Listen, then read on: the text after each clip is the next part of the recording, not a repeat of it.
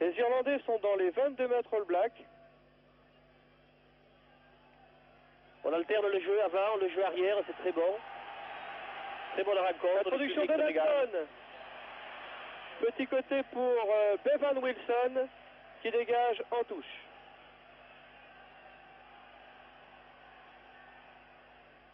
C'est une touche réduite que vont jouer les Irlandais sur cette remise par leur talonneur Whelan. Touche réduite à 2 joueurs qui participent à cette remise en jeu. C'est pas la première fois qu'ils font le coup dans cette rencontre, sans doute pour avantager Degan. D'ordinaire est gêné par les géants néo-zélandais chaque fois que la touche se fait à 8. Attention, c'est dangereux. C'est dangereux car le pressing irlandais se fait de plus en plus évident maintenant et les joueurs néo-zélandais commencent à perdre un peu leur contrôle. Introduction, Colin Patterson pour l'équipe d'Irlande dans les 22 mètres All Black. La mêlée tourne. Patterson pour Ward, attention, drop. Drop de Ward qui passe à côté. Et Clive Curry, l'arrière néo-zélandais, ne se complique pas le jeu, après faire aplatir. Larry Moloney. Up and under à la mode néo-zélandaise. Graham Murray, capitaine néo-zélandais à la réception. Mêlée ouverte. Donaldson pour Bruce, dont le coup de pied tactique est toujours très apprécié dans cette sélection néo-zélandaise. Et c'est la raison pour laquelle les sélectionneurs l'ont préféré à plus jeune que lui aujourd'hui dans ce test match contre l'Irlande. Car côté néo-zélandais, on compte beaucoup sur l'expérience du numéro 10 All Black, Doug Bruce. Pat Whelan, remise en touche pour l'équipe d'Irlande. 16 minutes de jeu, 0-0 entre les deux équipes. Haddon, Donaldson, Bruce, Taylor qui tape à suivre. Larry Moloney et touche. Dans les 22 mètres irlandais, ça va, ça vient, mais pas une équipe ne parvient encore à prendre l'avantage sur l'autre. Dalton, talonneur des Noirs. Fond de touche pour les Verts. Patterson, derrière sa mêlée, trouve une touche à hauteur de 22 mètres irlandais.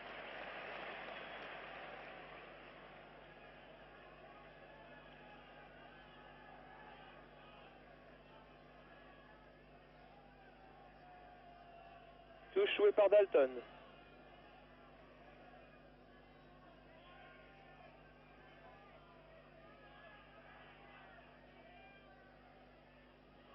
Prise de balle par Cyr.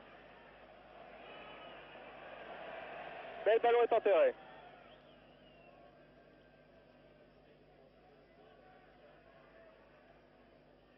Il faut dire que les Irlandais jouent avec le cœur qu'on leur connaît, mais que la machine All Black n'est pas encore en marche. Elle laisse passer l'orage irlandais et ils ne sont pas encore rentrés dans le match. Mais on commence à sentir une présence en surnombre sur les regroupements, ce qui fait que ce jeu basé sur les avants des All Blacks va très vite venir avec une tentative de drop. Le pied gauche, ouais, la balle s'élève et passe entre les poteaux.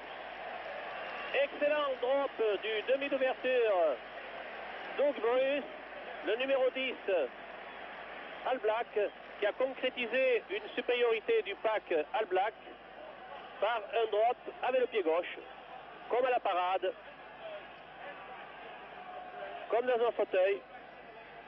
Ah, comme ils ont eu raison de sélectionner ce Doug Bruce, dont je vous disais tout à l'heure qu'il possédait un coup de pied tactique très efficace, mais qui à l'occasion s'est aussi concrétisé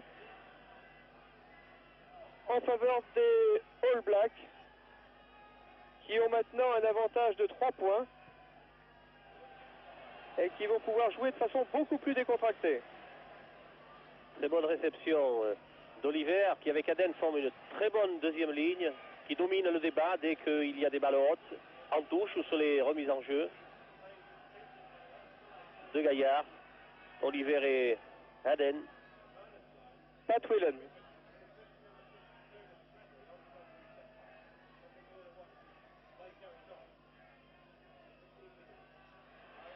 Prise de balle de Degan, la balle est verte.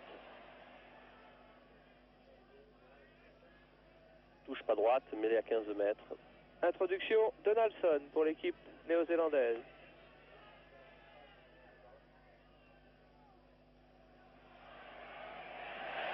Pénalité. Pénalité pour le vert. Tony Ward pour l'Irlande à l'occasion d'égaliser. 40 mètres en biais. Avec un vent plutôt défavorable.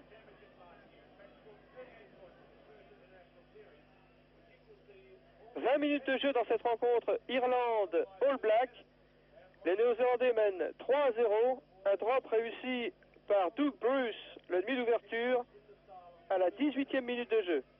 Et Tony Ward, numéro 10 et buteur de cette équipe irlandaise, tente une pénalité d'égalisation. Le silence dans le stade de Lansdowne Road. La balle part bien, se lève et passe entre les poteaux. 3-3, c'est l'égalisation. Tout est à recommencer. Félicité par Patterson. Tony Ward revient dans son temps. Tony Ward, c'est la nouvelle coqueluche du public irlandais et mérite bien sa renommée toute neuve. Lui qui vient de donner à l'Irlande l'occasion d'égaliser. C'est une justice, car 3-3 reflète vraiment ce quart d'heure de jeu où la domination a alterné, tantôt irlandaise, tantôt néo-zélandaise.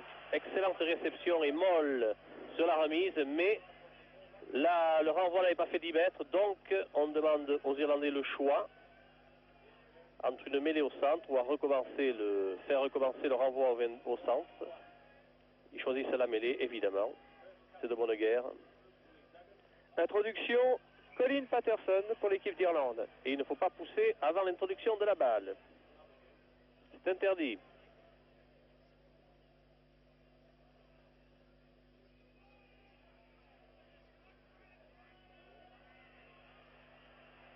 Degan. Patterson qui ne fait pas le poids. Donaldson. Osborne. Tape à sucre pour Wilson. Intervention de McLennan. Et Gibson. Le vieux cheval de retour, si vous me permettez affectueusement de parler ainsi de lui, de cette équipe d'Irlande, Mike Gibson, qui jouait son premier match international quand Pierre-Albin Adéjo jouait pour la France son dernier match international, qui entame sa 15e saison sous les couleurs de l'équipe d'Irlande et qui, après avoir joué ouvreur et ailier contre la France notamment l'an dernier, joue cet après-midi au centre de la ligne des trois quarts irlandais.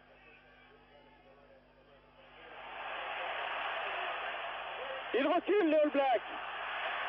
Kerry, dans ses 22, oh là là, dégage un peu n'importe comment et trouve une bien modeste touche à hauteur des 22 mètres néo-zélandais. Pat Whelan, pour l'Irlande, va jouer cette touche. Oui, une action qui aurait pu être sifflée par l'arbitre. D'ailleurs, il y a eu un en avant flagrant de la part des Irlandais qui n'a pas été favorable au All Black. Loin de là, il ne l'a pas sifflé, je ne vois pas pourquoi. Il n'a pas vu, sûrement. À chercher Degan, Patterson, coup de sifflet de monsieur Nörtling. À l'avantage des All Blacks. Car on est venu gêner la prise de balle des All Blacks en touche. Et Doug Bruce en profite pour dégager son camp en cherchant une touche qu'il trouve, à peu près à hauteur des 40 mètres de sa ligne de but. Pat Whelan, talonneur de l'équipe d'Irlande. À la remise en touche.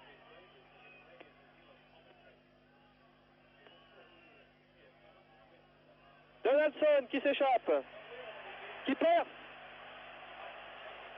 qui garde le ballon. Balle qui sort. Tire, Donaldson, et c'est reparti. Doug Bruce qui tape à suivre. Kennedy, et touche. Ah, il n'avait pas grand-chose à faire, les défenseurs irlandais, sur ce coup de pied tactique de Doug Bruce.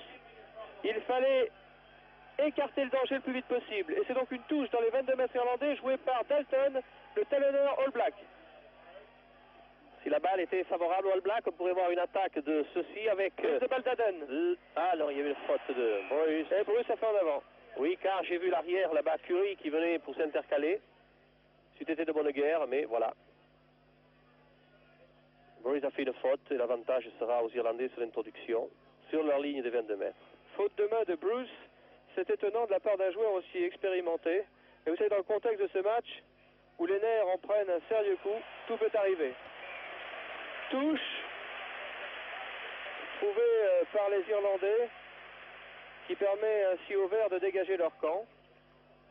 À peu près 40 mètres de la ligne de but irlandaise. Dalton pour les All Blacks va faire cette remise en touche.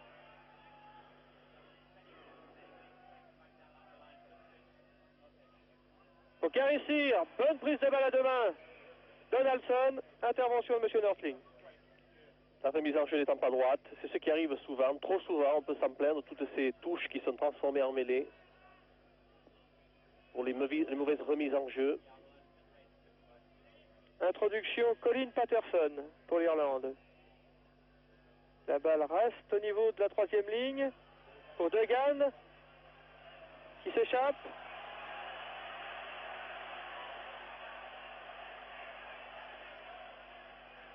Patterson, Ward, à suivre pour Gibson, mais Wilson est à la réception du ballon. Oh là là, ouh, la marée noire qui déferle sur l'Anzem Road, et c'est spectaculaire. Ah, quand ils sont lancés, c'est noir, ça fait plutôt mal. Ils vont de bon cœur dans les regroupements. C'est ceux qui tout à l'heure pourra payer d'ailleurs. Car c'est un moyen de freiner la fougue irlandaise. Ah, c'est ce rouleau les All Blacks, oui, laisse passer d'ailleurs. Et il semble que pour eux, le fait de ne pas être mené au score et de laisser les Irlandais user leurs dents sur leur muraille fait que le temps pourra jouer pour eux tout à l'heure. D'autant plus qu'une équipe en tournée est toujours une équipe en condition physique. 26 minutes de jeu, 3-3 entre les deux équipes. La touche qui passait, qui était directe, Pierre a été accordée car elle a touché un joueur irlandais au passage. Donc on considère que la touche n'est pas directe.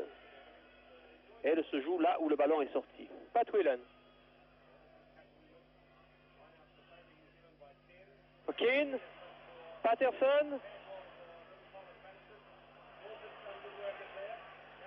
Donaldson pour les All Blacks. Bruce à suivre pour Larry Moloney qui manque la réception de ce ballon. Et Taylor était là en embuscade. Taylor, le numéro 13, néo-zélandais. Toujours à l'affût d'une balle qui traîne. Mêlé dans les 22 mètres irlandais, face au poteau. Introduction de Donaldson. Attention à Bruce et au drop.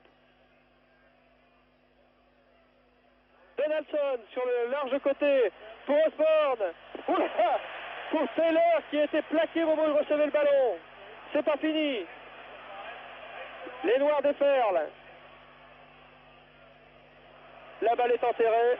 Voyez voir que l'action défensive de McLennan a été extraordinaire. Il a fait une défense croisée car ils allaient jouer un 2 contre 1 les All Blacks et grâce à la défense croisée, eh bien McLennan a mis fin à cette action qui pouvait se finir derrière la ligne après un très bon travail préparatoire du numéro 8 Cyr qui a dégagé son demi-mêlée pour qu'il puisse partir comme il va le faire peut-être ici. Non, sur le côté fermé. Bruce, Osborne, Taylor, plaqué. Pénalité. Oui. Un noir est venu au-delà du ballon pour ne pas que les Irlandais puissent le jouer. On ne peut que participer aux mêlées ouvertes. Il est interdit de jouer au-delà du ballon, de l'étouffer. Une pénalité qui rend bien service au Vert puisqu'il se dégage et reporte l'action dans le camp des Noirs. La touche se situe maintenant à peu près à 40 mètres de la ligne de but All Black, joué par Dalton, le talonneur néo-zélandais.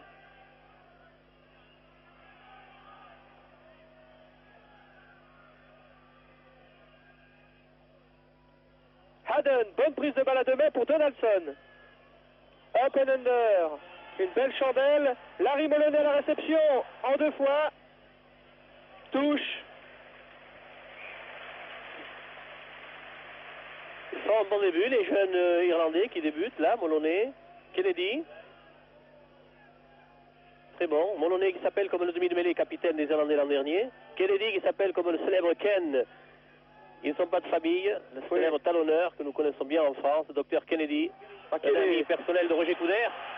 Duggan. Pour Keane, pour Patterson, pour Tony Ward.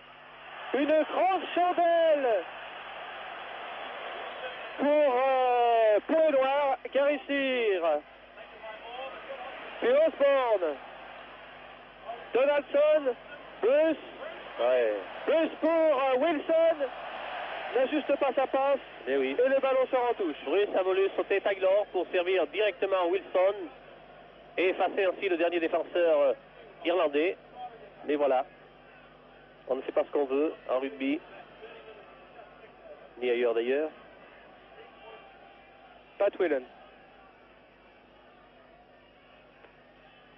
Les Irlandais qui seront les premiers adversaires de la France dans le tournoi des 5 Nations au mois de janvier prochain. Et les Néo-Zélandais que nous retrouverons cet été prochain au cours d'une tournée que l'équipe de France va entreprendre pendant un mois au pays des All Blacks. Osborne, le seul Maori de cette équipe néo-zélandaise.